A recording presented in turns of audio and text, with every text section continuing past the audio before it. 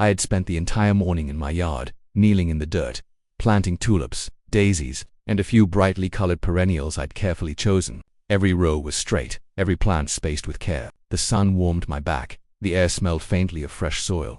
And for the first time in a while, I felt this quiet sense of happiness. My garden was finally becoming what I'd imagined, a little oasis I could truly call mine.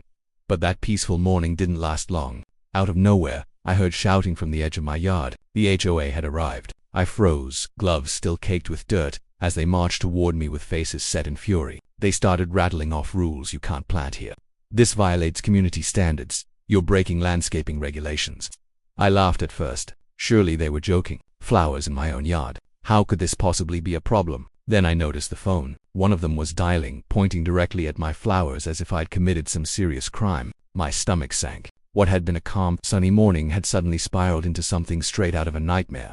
Within minutes, 2 officers arrived. They looked around, confused, clearly not expecting a call about a flower bed. I tried to explain, calmly, that these were my personal plants, that I wasn't harming anyone. But the HOA wouldn't stop. Their voices grew louder, their gestures more dramatic. Each accusation felt more ridiculous than the last, and yet, somehow, they were deadly serious. I could feel my pulse quicken. My hands smelled of dirt. My knees were sore from kneeling, but I stood my ground, calmly. I planted myself in the middle of my garden, refusing to be bullied. The officers exchanged glances, scribbled notes, clearly questioning why their presence had been demanded over tulips and daisies. Then the HOA escalated. They started threatening fines, letters, legal action, everything except violence. Though I half expected that at some point, I stayed calm, though inside I was furious. It was surreal. These people were treating a private garden as if it were a war zone. Each time they yelled, I felt my resolve harden. I wasn't just planting flowers anymore. I was defending my space, my choices, and my sanity.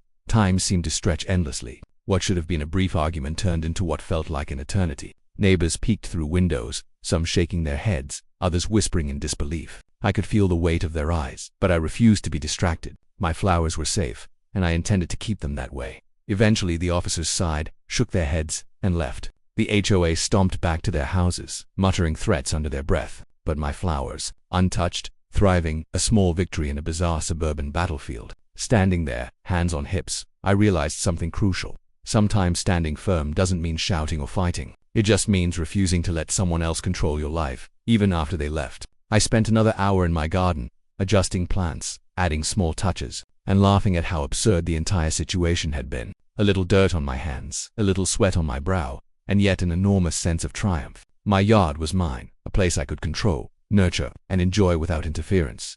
This experience taught me how petty control can become, how some people will obsess over every small detail in someone else's life. But it also reminded me that calm persistence and quiet defiance can be far more powerful than aggression. Sometimes, just staying your ground is enough to win.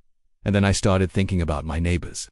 How many of them had witnessed this ridiculous scene and felt helpless, thinking that HOA rules could touch every part of their life. Maybe my story would give them courage. Maybe it would show them that not every petty rule has to be obeyed blindly, and that sometimes, standing firm is the only way to protect what's yours. So, if you've ever faced a controlling someone dictating what you can or cannot do with your home, remember this story. Protect your space, plant your flowers, keep your calm, and let absurdity work in your favor. Comment below if you've ever had a run-in with a petty HOA or fought back in your own way. Share this story with someone who might need a little courage to stand their ground, because every home, every yard, every garden deserves to flourish freely, no matter how ridiculous the rules around it might seem.